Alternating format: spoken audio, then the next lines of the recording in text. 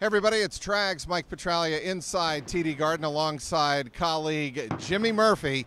After Game 7, the Bruins survive the Toronto Maple Leafs 7-4. We now look ahead to Tampa Bay, the Lightning, the team that beat out the Bruins on the last day of the season. And because of that, the Tampa Bay Lightning are going to have home ice advantage. Games 1 and 2 will be in Tampa, and obviously Games 5 and 7 would also be down in Florida.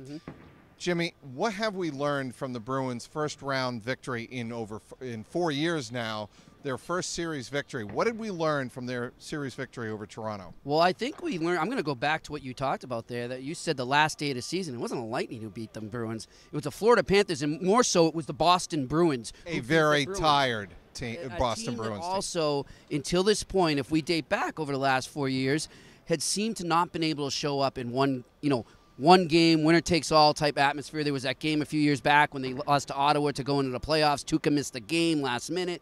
They seemed to not be able to grasp the moment. And what I learned in this as the series went on, they didn't seem like they still had it. And that what I thought was the biggest issue coming into Game 7 was, are they going to be able to seize the moment? We learned they can, and that's a big thing going forward into this series with the Lightning. All right. Obviously, a lot of focus is going to be on the goaltending and Tuukka Rask. I think there's a lot you can take from Tuukka's performance in Game 6, third period, Game 7, third period. Yeah, I think there is. And, we touched on it before in some other videos we've done, is his resilience and his mental toughness. And that's kind of what I was just talking about with the whole team. Tuukka did a great job of not sulking, of not getting lost in the score or in a bad goal. He let in some. The crowd was on him. I mean, the hate for him on Twitter was really bad.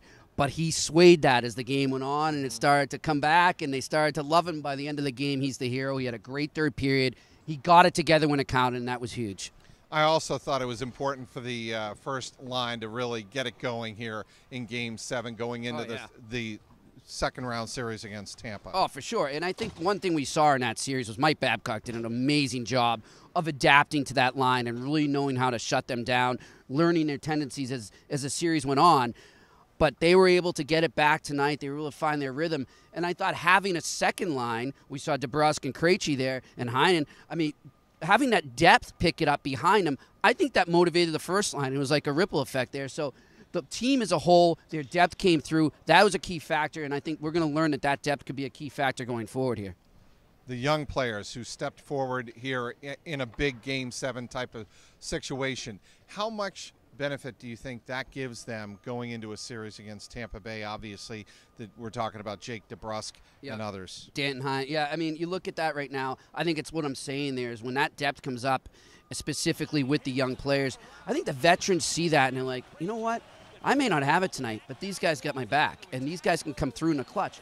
Jake DeBrusk looked like he played 5 Game 7s already, and this was his first Game 7. Right. And, Kevin Paul DuPont with Cassidy after the game was comparing to Mark Recchi, and Cassidy joked, well, he's a little faster than Mark Recchi, but you know what? Rex was just like that. The one thing I love about Jake DeBrusk, and I think that the team fed off it, is he's fearless, and he drives to the net. And that was a big problem in the games they lost in this series. They weren't getting to the front of the net. They did that, and that was because of Jake DeBrusk. Okay, the one thing the Bruins have to improve to win this series, what is it? I think it's just get those good starts. Keep getting good starts. They've had a problem with that all season. And the other thing is, too, we saw it again in Game 7 for a bit.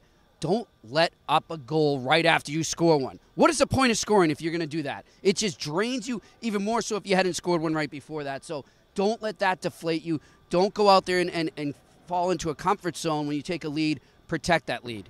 And that is something, Murph, that Patrice Bergeron mentioned after Game number 7. He acknowledged it. He said, yeah, we've been having a problem with that pretty much all series long, and that needed to end, and it did in Game number 7. The Bruins advance to the second round with a best-of-7 matchup against the Tampa Bay Lightning, courtesy a 7-4 win in Game 7.